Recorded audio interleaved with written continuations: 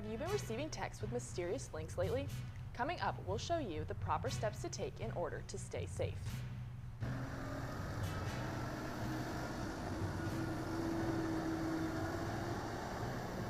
And how the war in Iran is impacting farmers in East Tennessee. The entire eastern half of the U.S. was affected by either winter weather or severe weather. And so obviously that impacted a lot of people's spring break plans. Also, how some students' spring break didn't go as planned. Starting you off with some breaking news, former assistant professor Tamar Sherinian, in a letter from Chancellor Dondi Plowman, has officially been let go. Welcome to TVC News. I'm Emma Kostal. And I'm Kaylee Smith. Sherinian was placed on administrative leave in September after a Facebook comment she made after the death of Charlie Kirk. In an official termination letter obtained by TVC Chancellor Plowman outlined several policies listed in the university's code of conduct. Plowman marked the termination is effective immediately. Sherinian is taking legal action against university leaders. That court date is set for January 2027. TVC is following this story and will keep you updated. It's a big weekend here for Tennessee baseball as they are set to play the Missouri Tigers in their SEC home opener. We are now joined by weather specialist Gail Fanning. Gail, is there any weather Vol fans should look out for as they head to the games this weekend? Thanks, guys. This weekend will be less chaotic than spring break. The National Weather Service predicts us without a warm or cold front this weekend. And for Vols baseball, it's both a good and bad thing. Saturday afternoon will be humid and mostly cloudy, a positive for baseball practice. But the 6:30 game time against the Missouri Tigers may have some slight wind and spotty storms attached, and the clouds may reduce the chance for a good sunset photo. All negatives for the game itself. There's a 30 to 50% chance of rain from 5 to 7 p.m. If you're planning to head to Lindsey Nelson Stadium Saturday evening, prepare to seek shelter in case of a thunderstorm. Now, one positive thing about today is the spring equinox will occur in about 15 minutes. Spring will finally be here, and so will its rain. Now back to you guys at the desk. Thanks, Gail. As tap to pay becomes more popular, so do scams. One UT student says a simple tap during spring break left her without access to her money. Ardrea Peebles explains how it happened and how to stay safe. And used just about everywhere. But for fourth-year student Maggie Schwerking, one tap turned into a big financial scare. I got a bunch of emails saying that my account had fraudulent activity. I checked my account and I was in negatives, basically. Maggie says she used Apple Pay at a gas station, something she does all the time. When the transaction failed and the fraud alerts started rolling in, My heart dropped. Tony Binkley from the Better Business Bureau says it's called ghost tapping, a scam that uses contactless technology to steal payment information.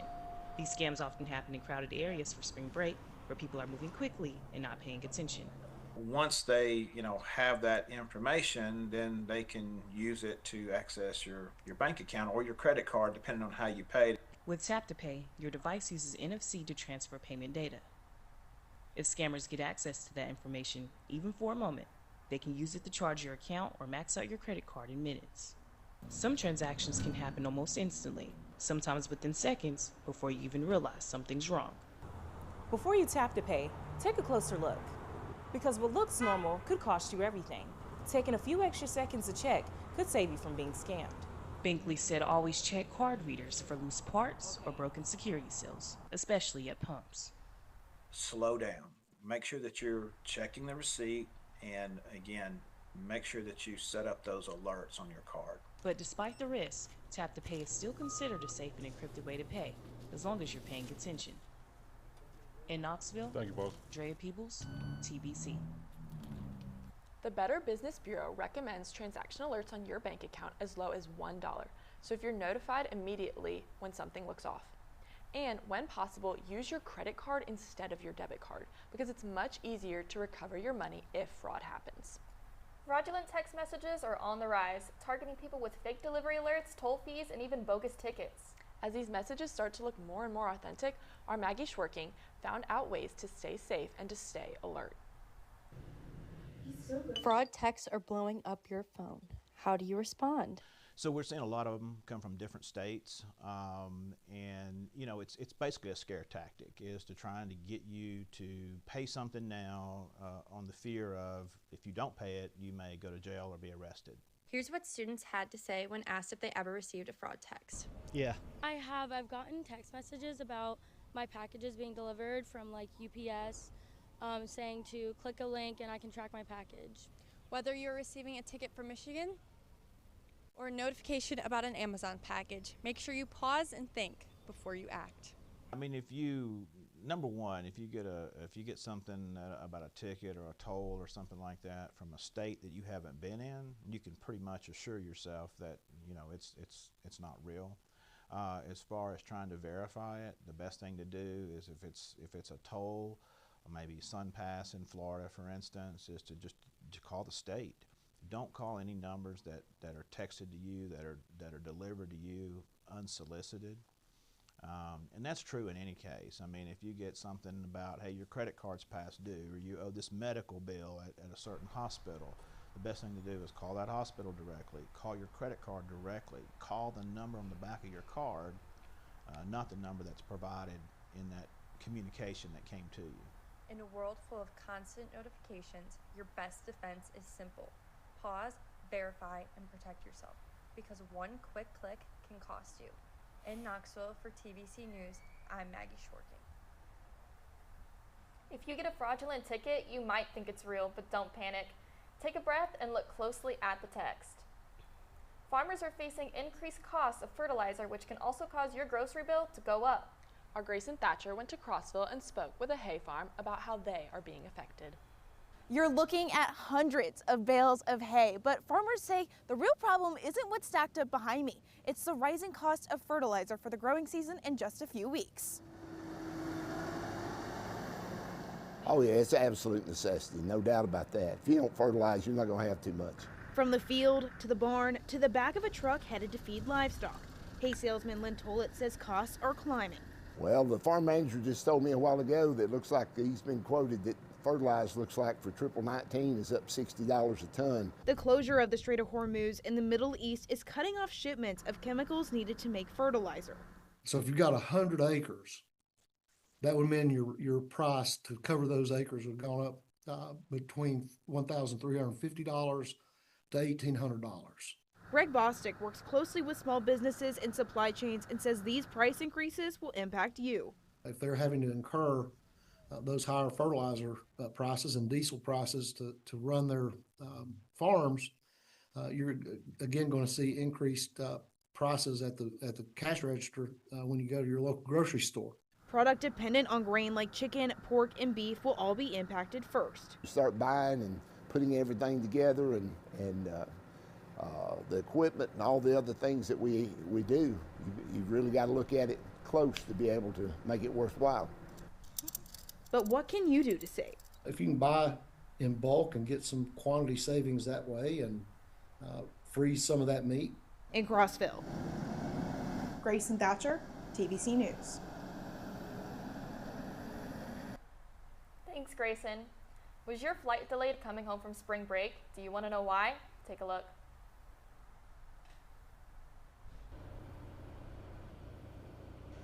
Audra Gillespie's trip back home after spring break wasn't easy. We flew out of Miami airport and we got there early and everything. And I guess there was a lot of rain, so they grounded our plane for a while. Facing more challenges later on during her Chicago layover. Chicago airport, when we got there, it was sleet, storm, whatever.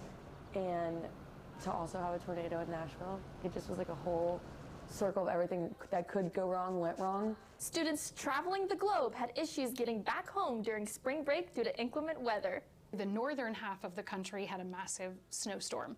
And so that was causing hundreds of flights to be canceled, delayed. In the south, this is where we had hundreds of reports of severe weather, wind damage, and tornadoes.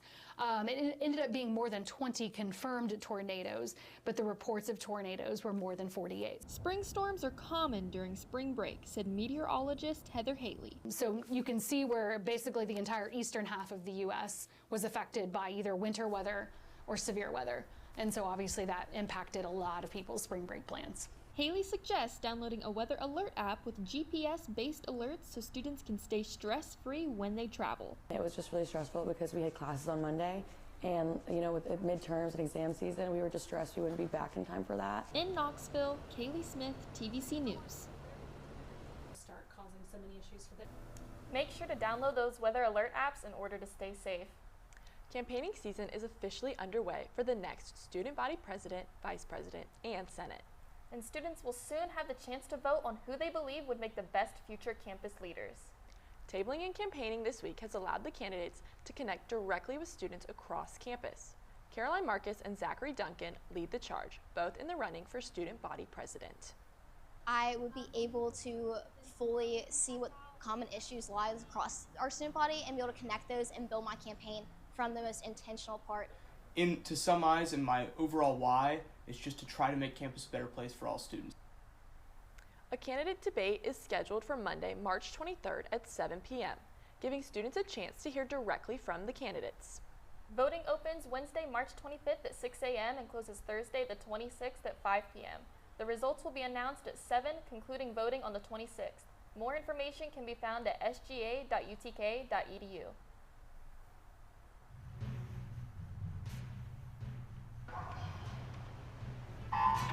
Vols Swim and Dive is looking for a national championship this week. Coming up, we'll let you know how they're doing after day 2. And Lady Vol tennis has been on a tear to start SEC play. But did they survive a tough spring break schedule? We'll let you know when we return. Vols, the Volunteer Channel works around the clock to curate UT news, sports, and event coverage. Best way to stay on top of all of it is to follow our Instagram at TVC News Now. You can scan this QR code right here to get right to the page. All of our content is created by UT students with the Big Orange community in mind. The Volunteer Channel thanks you for your support. Go Vols. I wonder if you know that I want the best for you. I know you're going through a lot. I wonder if you know that the big homie needs help too. You can't just rebound from everything. I know you've been grinding. Let's go, let's go, let's go. But how long will you fight solo? I wonder if you know that we can get help. I wonder why we waited so long. I'm not wondering anymore. Love, your mind. Let's see how far we can go.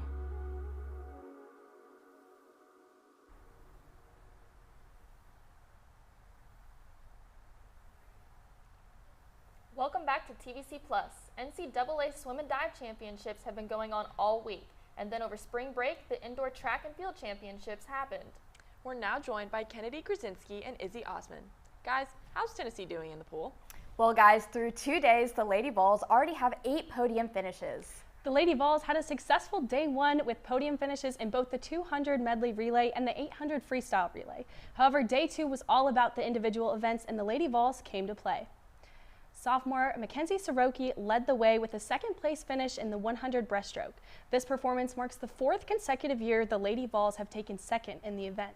Some other highlights from yesterday include 5 more podium finishes. The Lady Vols have now earned 18 All-American honors, and they hope to see that number continue to improve today as individual events continue. Tennessee Track and Field wrapped up its indoor season over spring break. Let's take a look at how they performed at the NCAA Championships. The Vols and Lady Vols combined for 13 All-American honors at the championships, which are awarded to the top 16 finishers in each event. 3 Vols earned first-team honors, including Aiden Ivkovitz in the weight throw, Cade Gray and Ismaila Sewane in the pole vault, and 10 more Tennessee athletes earned second-team honors. In the final event, the men's 4x400 relay, the team finished 3rd, UT's best finish since 2021. Tennessee now turns to the outdoor season starting March 26th at NC State. Men's golf had themselves a week at the Palma Valley Invitational. They earned their second win of the season with a 16 under par performance. Lance Simpson led the way for the Vols as he took home the first individual win in his college career. He shot 10 under par. Jackson Harrington placed in the top 15 with a 3 under par performance at the tournament. Harrington will also be in Augusta, Georgia, April 9th to compete in the Masters as an amateur. Before then, Tennessee will head over to Franklin, Tennessee for the Mason Rudolph Championship April 3rd.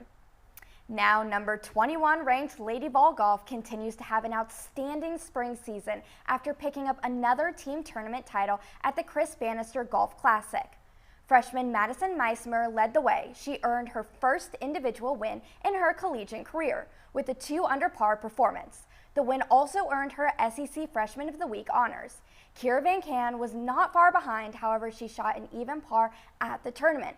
The Lady Vols dominated the competition as they finished with a 35-shot lead over second place. They hope to keep that momentum going when they travel to Sunset, South Carolina for the Clemson Invitational next week.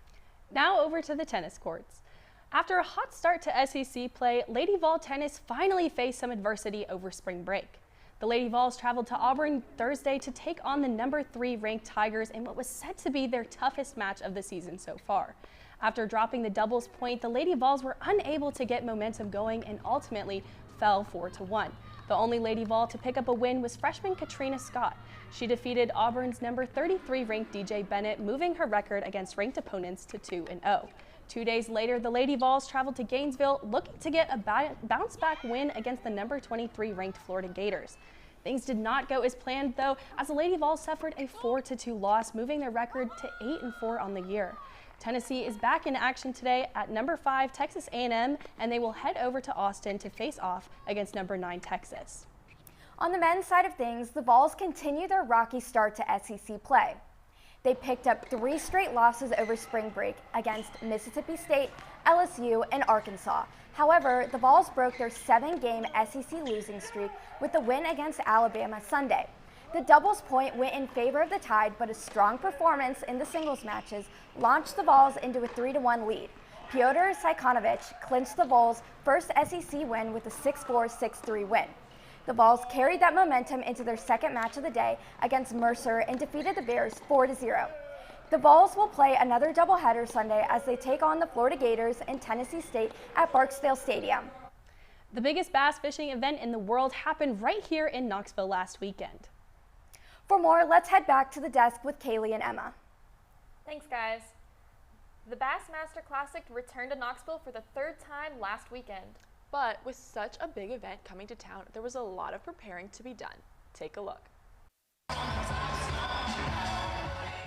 The 56th edition of the Bassmaster Classic took place this past weekend here in Knoxville.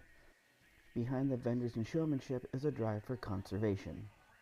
58 volunteers showed up to Riverside Landing Park just days before the tournament, where they cleaned 7,836 pounds of trash from the Tennessee River. Among those volunteers was UT alum and professional angler Robert G. A cleanup like this for the anglers is super important because, you know, as us anglers, we're trying to protect all of our fisheries because this is the way we make our living. Kathleen Gibby with Keep the Tennessee River Beautiful talks about the importance of the Tennessee River. Well, the Tennessee River is exceptionally important not just to our region but to the whole world. It's actually the most biodiverse river system in North America and one of the most biodiverse river systems in the world. Something I think really surprises people is that 80% of the litter in our waterways was originally littered on land. Gibby shared that the Tennessee River generates around $12 billion a year in recreation alone. Another way Bassmaster practices conservation is with their catch and release philosophy. Jean Gilliland, the conservation director for Bass Anglers Sportsman Society, shares a little about that mantra. At tournaments, our primary goal is to make sure we return as many of the fish back to the lake where they came from, alive and healthy, so they can be caught again. Tennessean and Bassmaster competitor Brandon Lester echoes Gilliland's thoughts. Yeah, Bassmaster maintains a very high live release rate. I mean, like 98%. I don't think a lot of people understand how much conservation means to the anglers and Bassmaster as well. I've been able to say that my sole source of income for 13 seasons now has been bass fishing. That's pretty dang cool. For TVC News, this is Eric Gomez-Vieta. Now, the environment at TBA over the weekend was electric, and if you want to experience something similar, you might want to check out the next Bassmaster tournament, which will take place at the Tennessee Tombigbee Waterway in Columbus, Mississippi. The Pride of the Southland band has a new drum major team. We'll give you more information on the historic team when we return. I wonder if you know that I want the best for you. I know you're going through a lot. I wonder if you know that the big homie needs help too. You can't just rebound from everything. I know you've been grinding. Let's go, let's go, let's go. But how long will you fight solo? Why are there so many people in here? I wonder if you know that we can get help. I wonder why we waited so long. I'm not wondering anymore. Love, your mind. Let's see how far we can go.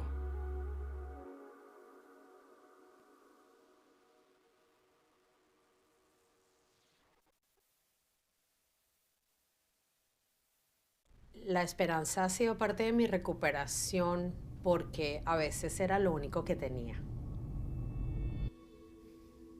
Fue solamente cuando entré en recuperación que quizás recordé mis pasiones, pero creo que lo más importante es en la manera de que la vida puede comenzar nuevamente.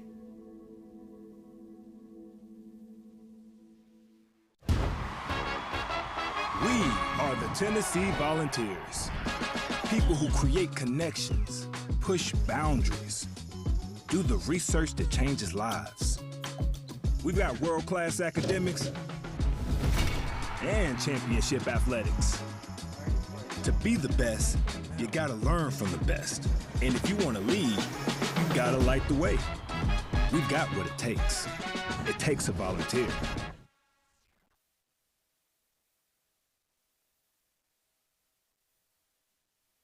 Will hopefully look a little bit different.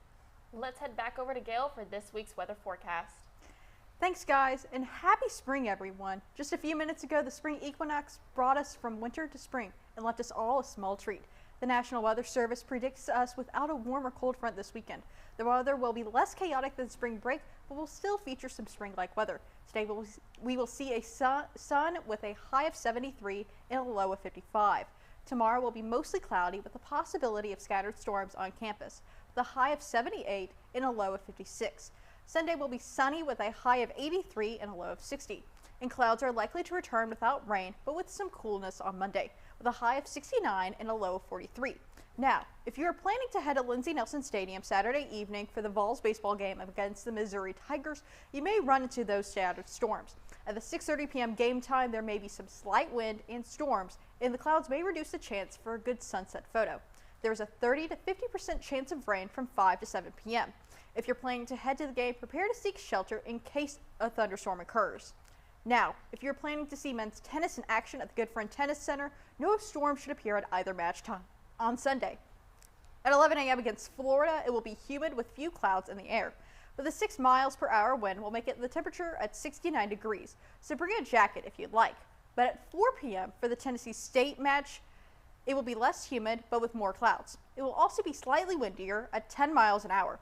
The temperature will be at 83 degrees, so you may not need that jacket overall. And both the Florida and Tennessee State matches will be outside due to the warmer weather. Although clouds will be in the air, bring some sunscreen if you plan to sit outside for a long period of time. Once again, happy spring at Vols. Enjoy the warm weather this weekend, as this week will return us to the mid-60s. Now back to you guys at the desk. Thanks, Gail. If you go see a game in Neyland Stadium next year, you might want to pay close attention when the Pride of the Southland band takes the field at half. You're witnessing history. For more, here's TVC senior reporter Caitlin Kirkpatrick. For the first time in over a decade, the University of Tennessee Pride of the Southland Band will have an all-female drum major team. Cindy Flemican will lead the band next season as the drum major, a role that comes with both pressure and pride. It is daunting. It's a lot of weight on the shoulders of I can't mess up, but I'm also more excited than anything to get to be in this role. Flemican says the moment isn't just exciting, it's rare. The only other time that I know that it's happened was with Rebecca Percy and her assistant, and I actually took lessons from Rebecca. So her and I have talked about it, and it's just super exciting that both those opportunities have happened with two people that know each other already. She'll be joined by assistant drum major Grace Dobrescu, who says this opportunity came as a surprise. I'm so excited. I had never auditioned for drum major before, so I feel really honored, and I'm just so excited to step into this role next year. As they're preparing for next season and getting ready to take the field, they are making history. In Knoxville, Caitlin Kirkpatrick, TVC News. Now, unfortunately, we aren't going to get to see the team take the field at Neyland Stadium until the fall when football season returns. But if you're in the need for some Tennessee athletics in the meantime, you might want to head over to Yeehaw Brewing for their March Madness watch party. For more, let's head over there where TVC reporter Kavita Rainey is waiting with some more facts about the watch party.